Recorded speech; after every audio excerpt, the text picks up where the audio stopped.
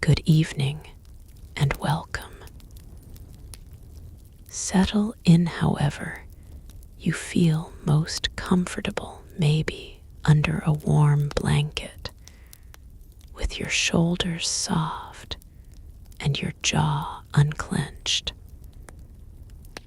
Let the day loosen its grip, little by little, and give yourself permission to do nothing at all for a while. As you listen, you don't need to picture everything perfectly. If your mind wanders, that's fine. Let it drift and return when it wants to. Tonight's story moves slowly, like snowfall in lamplight, and it's here to help you relax, breathe evenly, and sink towards sleep at your own pace.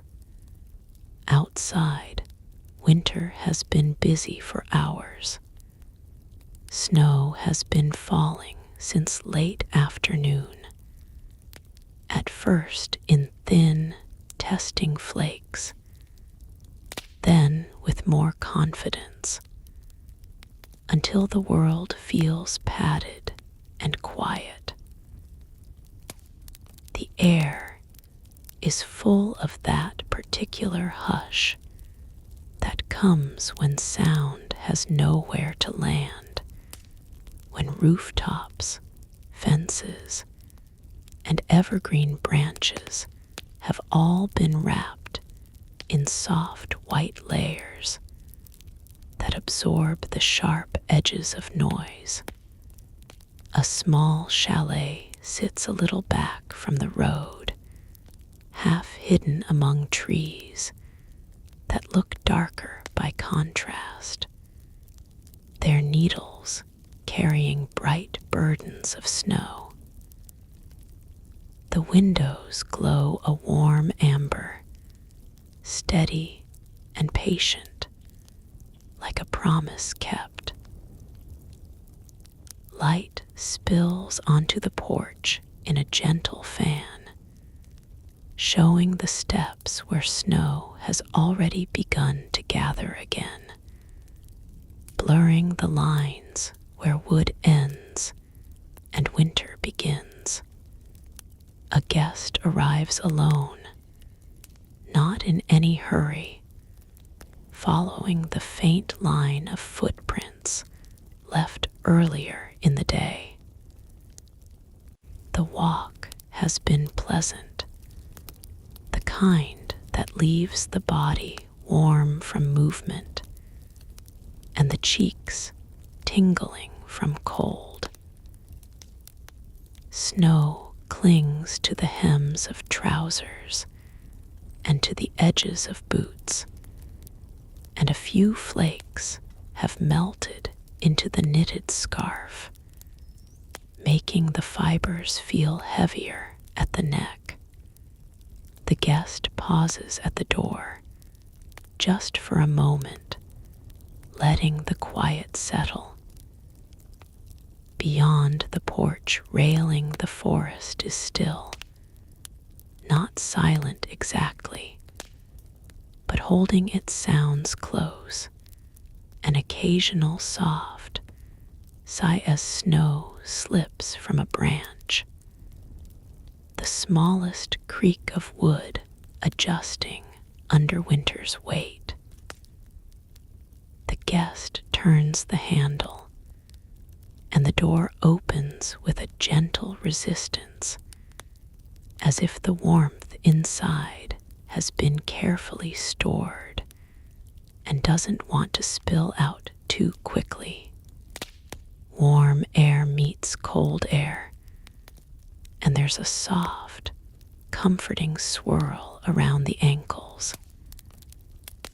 The entryway smells like dried pine, wool, and something faintly sweet, maybe vanilla, maybe the lingering memory of cocoa from an earlier evening. A small rug lies just inside, thick and textured, ready for boots. The guest steps onto it and closes the door, and at once the outside world becomes a distant thing, tucked behind wood and stone. There is no need to speak, no need to check a phone, no need to do anything except be here. The guest unfastens the scarf slowly, letting it unwind without tugging, and hangs it on a wooden peg by the door. The scarf is soft, the kind that has been washed many times until it no longer holds any stiffness, only warmth. A wool hat follows, slightly damp at the edges, and then the heavy coat, which makes a satisfying thump as it settles onto its own hook. Boots come next. The guest plants one foot firmly and eases a boot off, then the other, and lines them neatly on a tray meant to catch melting snow. Almost immediately, tiny dark patches appear where the snow begins to turn to water. There is a quiet pleasure in this simple transition, cold to warm, outside to inside, movement to rest.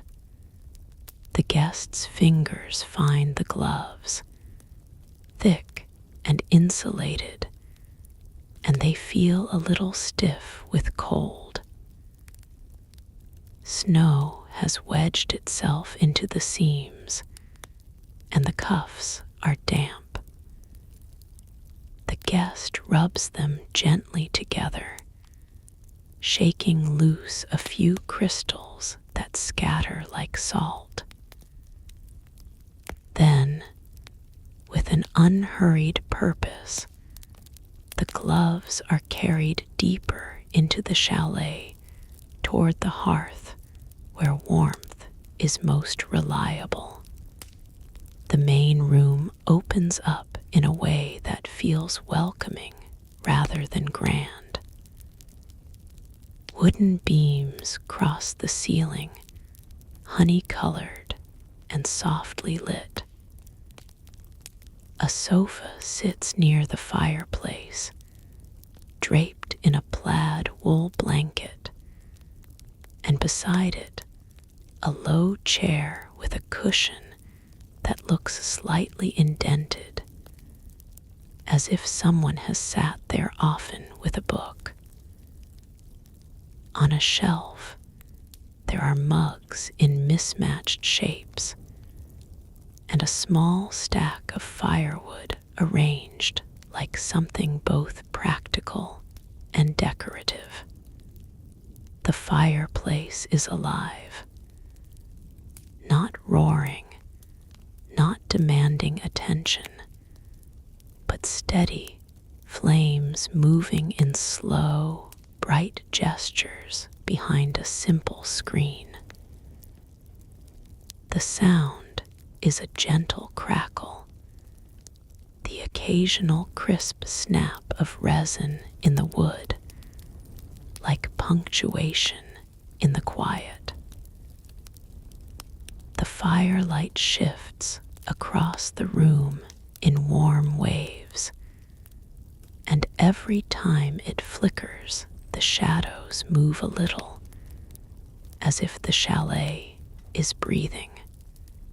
The guest crouches near the hearth and holds the gloves close, not close enough to risk scorching, just close enough that warmth begins to loosen the stiffness in the fibers.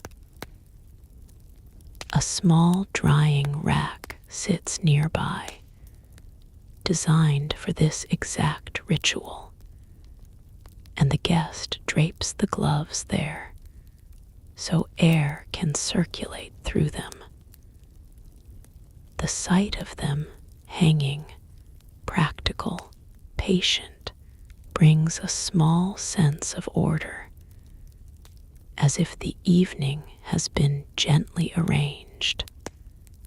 With the outer layers removed, the guest becomes aware of the softness of indoor clothes.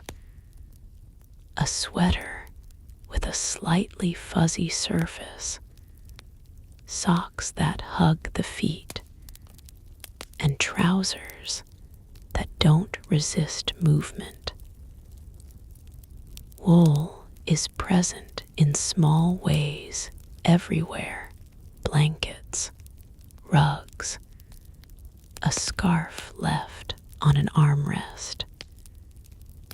It gives the room a quiet texture, something the eye can rest on and the hands can appreciate without thinking.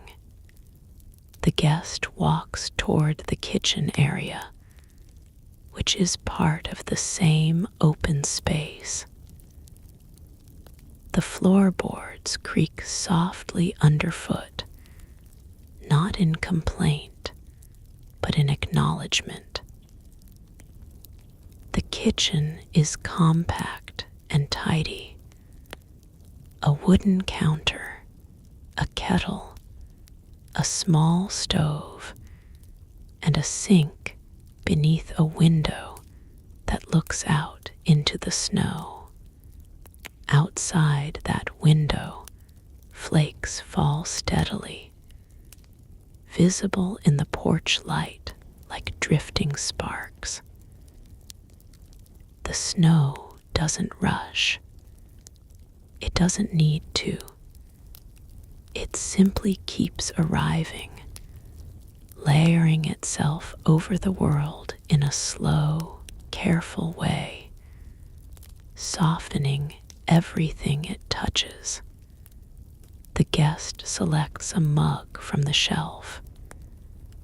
It's heavy, comforting in the hand, with a slightly uneven glaze that catches the light. The guest rinses it with hot water not necessary, but pleasant, and sets it on the counter. Then comes the small ceremony of hot chocolate, a winter ritual that feels as much about anticipation as taste.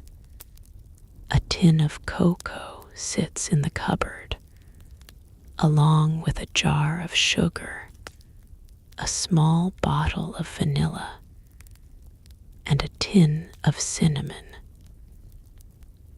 The guest lays them out like ingredients for something important, even though the task is simple. Milk is poured into a small saucepan, pale and quiet, and the stove is turned on with a click that feels decisive in a gentle way. As the milk warms, the guest stirs slowly, watching for the first signs of steam. The spoon makes a soft, ringing sound against the pan, a tiny bell-like note that fades quickly into the room. Cocoa powder falls in dark clouds, then dissolves, turning the milk into something richer, deeper, like brown velvet. A pinch of cinnamon follows, not enough to announce itself loudly, just enough to add warmth beneath the sweetness. The guest adds a drop of vanilla, and for a moment the scent rises, soft, round, comforting, mixing with the smell of wood smoke from the hearth. It's a scent that feels like a memory, even if it isn't tied to any single moment. Kitchens in winter, hands wrapped around mugs, the world outside made harmless by snow. While the chocolate warms, the guest glances around the room again. The chalet feels safely separate from whatever exists beyond the trees and the snowdrifts. There are no sharp corners in the atmosphere here. Even the light is soft, coming from lamps with warm shades and from the fire's steady glow. The guest turns down the brightness of one lamp just a little until the room becomes more twilight than day. Shadows deepen in the corners, but not in a way that feels ominous, more like the room is settling in, preparing itself for night. The milk begins to steam more insistently, and the guest stirs, watching the surface tremble.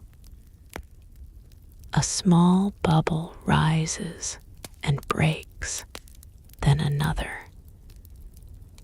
The guest lowers the heat, patient, refusing to rush. The goal is not speed. The goal is comfort. When the chocolate is ready, the guest pours it into the mug. The liquid is thick and glossy, sending up curling steam.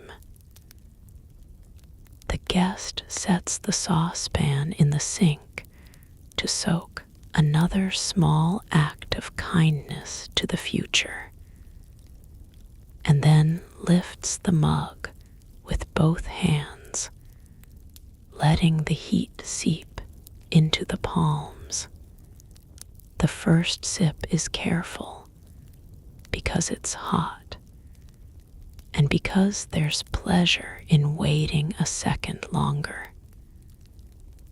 The taste is deep and gentle, not overly sweet, with cinnamon in the background like a soft hum. It warms the chest as it goes down, as if it finds cold places inside and fills them with quiet. The guest carries the mug toward the fireplace and chooses the chair with the cushion. The chair faces the flames at an angle, close enough to feel heat on the shins, far enough to remain comfortable. The guest lowers into it, and the fabric sighs faintly, accepting the shape of a resting body. For a while, nothing happens, and that is the point. The guest watches the fire. Flames curl around logs, changing color from bright yellow to deeper orange, occasionally flashing a thin blue at the base. A log shifts with a soft, settling sound, and a small shower of sparks lifts briefly and disappears. The fire makes its own slow music. Crackle, whisper, pause. then a gentle snap that feels like the room nodding to itself. The mug rests against the guest's hands. The warmth is steady. The guest's shoulders drop slightly, as if realizing they no longer need to hold anything up. Outside the window, snow continues to fall, visible as a constant downward drift, each flake catching light for only a moment before joining the growing softness. The guest notices with calm satisfaction that the gloves near the hearth are already beginning to look less stiff. The fabric relaxes. Moisture evaporates. Tomorrow they will be ready again. But tomorrow is not here yet and doesn't need to be invited in. A small basket of blankets sits near the chair. The guest leans over, selects one thick woolen with a subtle pattern, and spreads it across the lap. The blanket has weight, a pleasant heaviness that tells the body it can stop bracing itself. It smells faintly of clean wool and cedar, like a closet lined with wooden boards that have held warmth for years. The guest takes another sip of chocolate, then lets the mug rest on the small table beside the chair. On the table, there is a candle unlit and a book with a ribbon marker. The guest doesn't open the book. Tonight isn't for reading. Tonight is for being held by quiet. The guest listens. There is the fire, of course. There is also the subtle sound of the chalet itself. Wood contracting gently in the cold outside. A tiny creak from a beam. The quiet tick of something cooling in the kitchen. None of these sounds demand attention. They simply exist, like small reminders that everything is functioning. Everything is steady. Beyond all that, there is the silence of snow. It isn't absolute silence, but it has a texture, like thick cloth hung over the world. It softens distant noises until they feel irrelevant. It makes the outside seem far away, even though it's only a window pane and a wall away. The guest's gaze drifts to the window again. The glass reflects the room faintly. The fire's glow, the lamp's low light, the outline of the chair.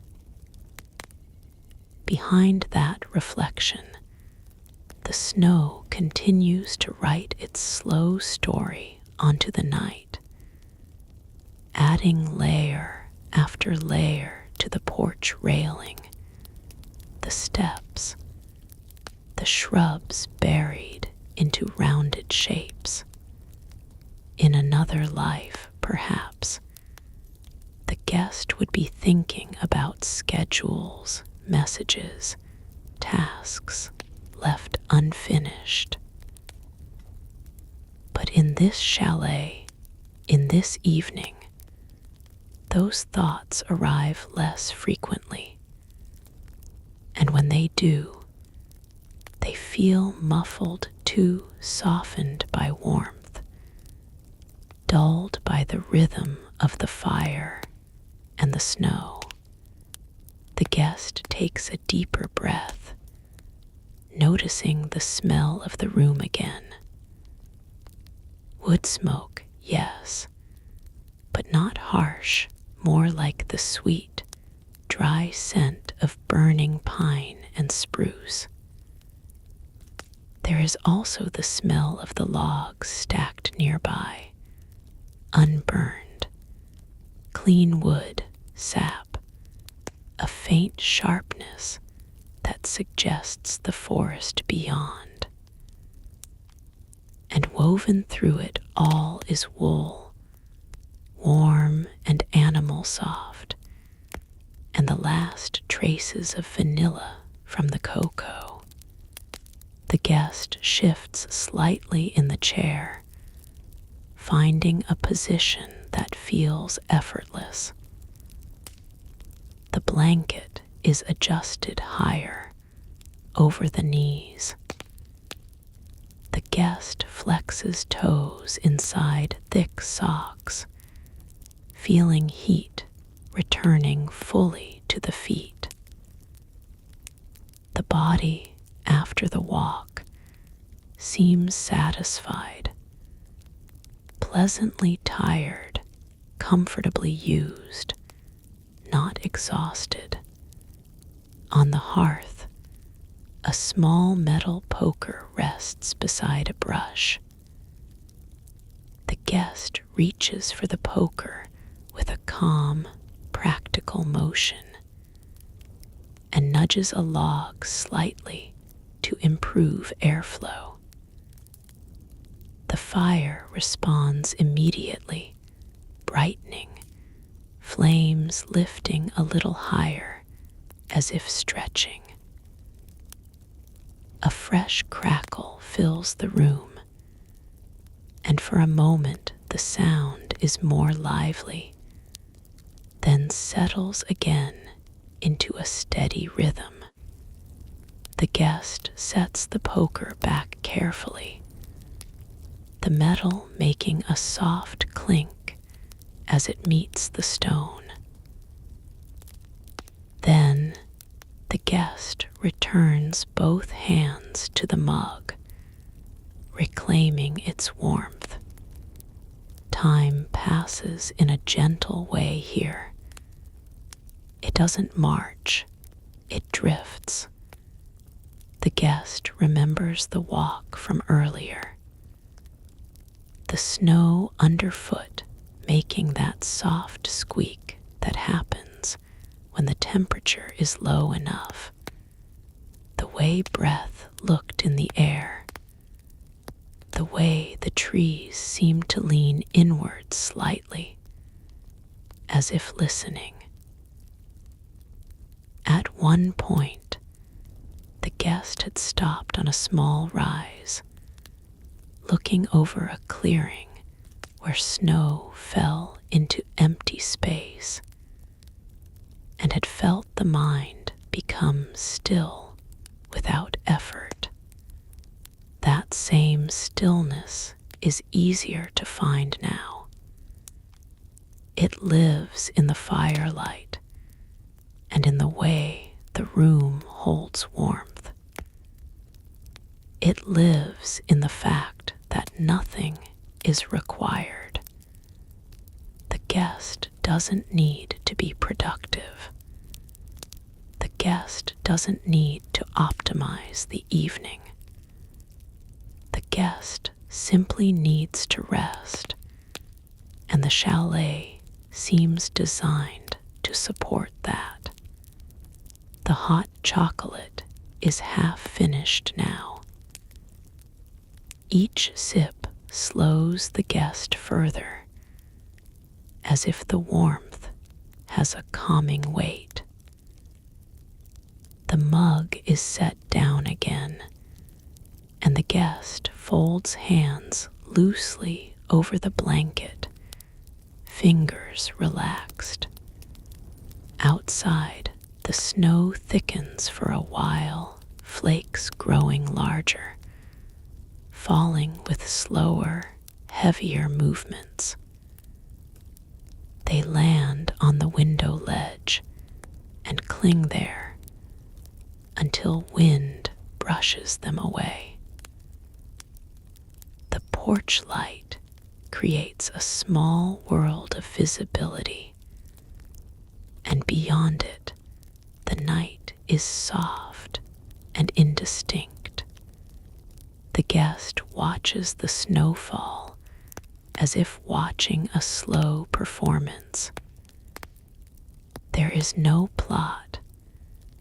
There is only motion, repetition, gentleness. It becomes hypnotic. The fire shifts again. A log collapses inward slightly, and the flames adjust around it. The sound is like paper crumpling, but deeper and warmer. The guest hears the faint hiss of sap, then the crisp pop of a tiny pocket of air. Sparks rise briefly, then vanish as if swallowed by darkness above the hearth. The guest's eyelids begin to feel heavier, not forced, not sudden, just a natural response to safety and warmth. The guest blinks slowly and looks again at the gloves drying by the fire. They hang there, quietly steaming now, doing their own small work of becoming ready for another day. It occurs to the guest that there is comfort in these ordinary tasks. Taking off wet things, hanging them to dry, making something warm to drink, sitting near a fire and letting the body settle. None of it is complicated, and that simplicity is exactly what makes it soothing. The guest lifts the mug for a final sip. The chocolate is cooler now, smoother on the tongue, still sweet, but less intense. The guest tastes a hint of cinnamon again, and it feels like warmth reaching the back of the throat. When the mug is empty, the guest stands and carries it to the kitchen. The movement is slow, unhurried. The guest rinses the mug and sets it on a cloth to dry, then stands for a moment at the window above the sink. From here, the view is a little different. The guest can see the edge of the porch roof, thick with snow, and beyond it, the tops of trees swaying faintly. Snowflakes cross the view in steady lines. The world looks newly made, as if someone has erased unnecessary details. The guest places a hand on the windowsill, feeling the coolness of the wood there. The contrast, cool wood under the palm, warm air on the skin feels grounding. The guest breathes in slowly, then out, watching the faint fog that that forms on the glass and disappears. A small sound comes from the other room, the fire settling again, a deeper crackle, the kind that suggests a log has found a more comfortable position. The guest turns away from the window and returns to the hearth. Before sitting again, the guest adds one more log to the fire. It's a deliberate action done with care. The log is placed so it rests against the others, and for a moment it doesn't catch. Then the flame finds an edge, licks along the bark, and begins to claim it slowly. A fresh, resinous scent rises, clean and sharp for a moment, then softens into the familiar perfume of burning wood. The room brightens slightly. The guest sits again, blanket reclaimed, chair welcoming. Now the guest notices other small comforts. A knitted cushion with a raised pattern, textured beneath the fingertips. A rug that's thick enough to sink into slightly when bare feet press down. A low shelf where a few pine cones sit in a bowl, not because they are needed, but because they look like winter itself, simple, natural, quietly beautiful. The guest's eyes trace these objects without urgency. The mind doesn't latch onto them. It simply observes, then lets go. Outside, wind moves through the trees, but it's a gentle wind, softened by snow. It doesn't howl. It murmurs. It shifts powder from branch to branch, and sometimes a small cascade falls, a whispering rush as the snow drops to the ground and disappears into the drift.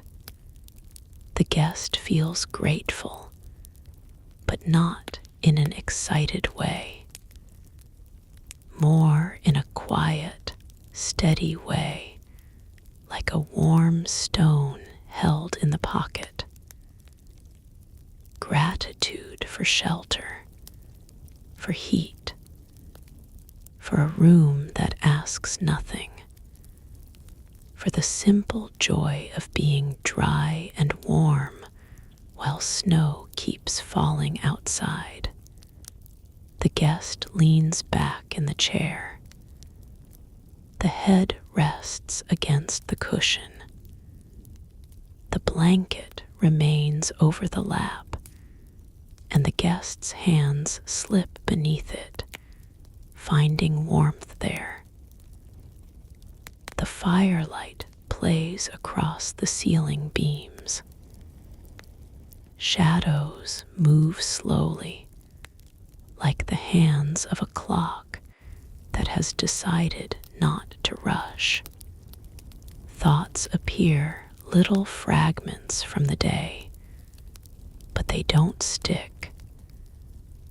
They pass like flakes against the window, visible for a moment, then gone.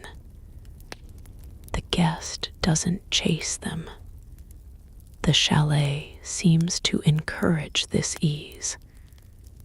It's built from solid things: wood, stone, iron, and yet it feels soft. It holds warmth without clinging. It contains quiet without feeling empty. The guest begins to notice the body more closely. The way the chest rises and falls. The warmth in the cheeks now. The loosening in the legs after sitting. The gentle ache in the calves from the walk. Not unpleasant, just a reminder that the body has been used and is now allowed to recover. The guest wiggles fingers beneath the blanket, feeling the fabric's faint scratch. The way wool is never perfectly smooth, always honest about what it is. That slight texture is comforting. It makes the blanket feel real, present, dependable. A drowsy feeling deepens, spreading like warmth through a room. The guest's eyelids lower more often. The fire's sound grows more soothing, each crackle like a small lullaby note. It might be time to go to bed, but the guest doesn't hurry. This moment by the fire is part of the bedtime, part of the easing into sleep.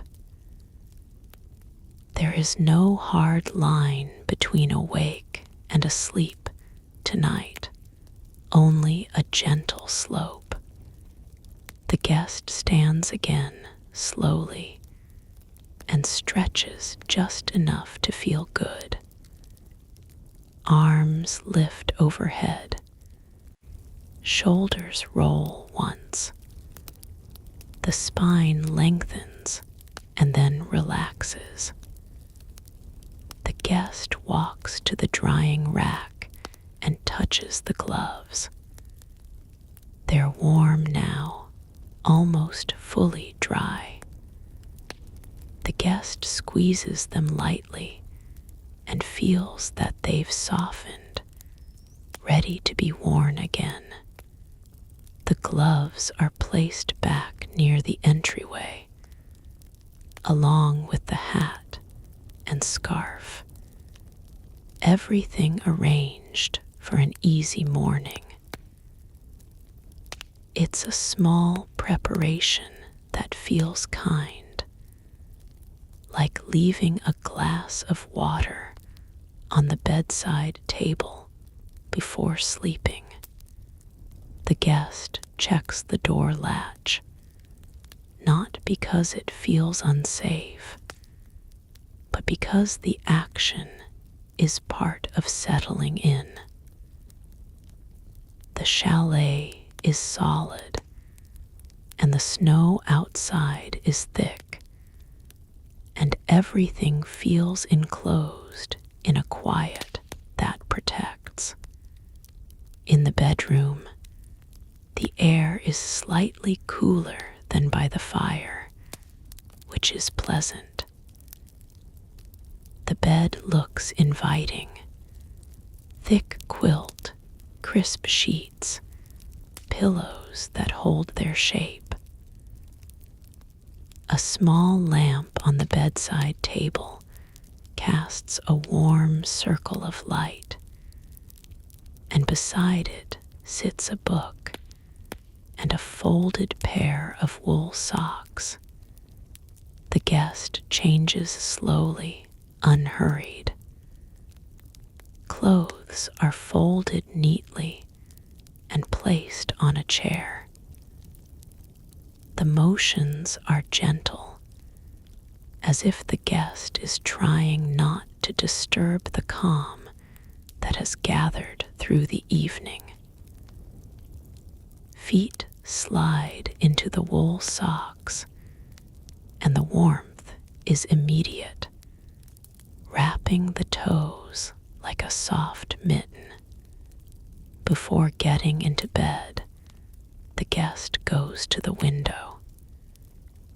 Here the snow looks even deeper, the world outside reduced to simple shapes and soft lines.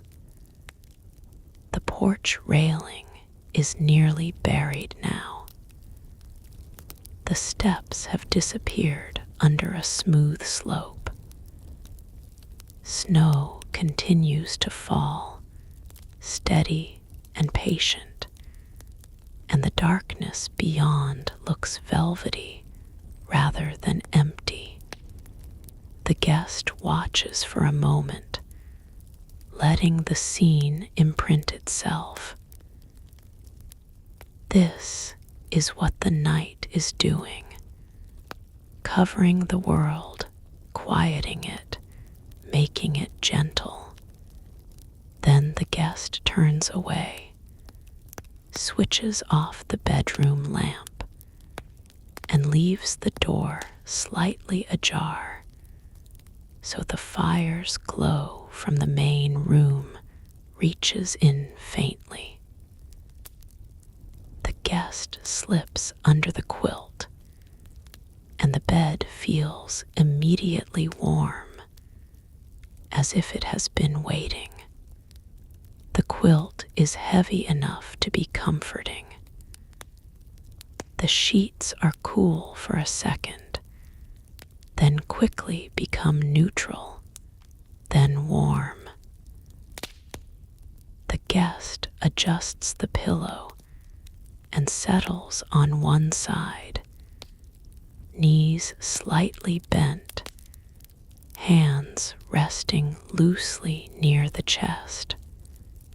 From the bed, the guest can still hear the fire in the other room.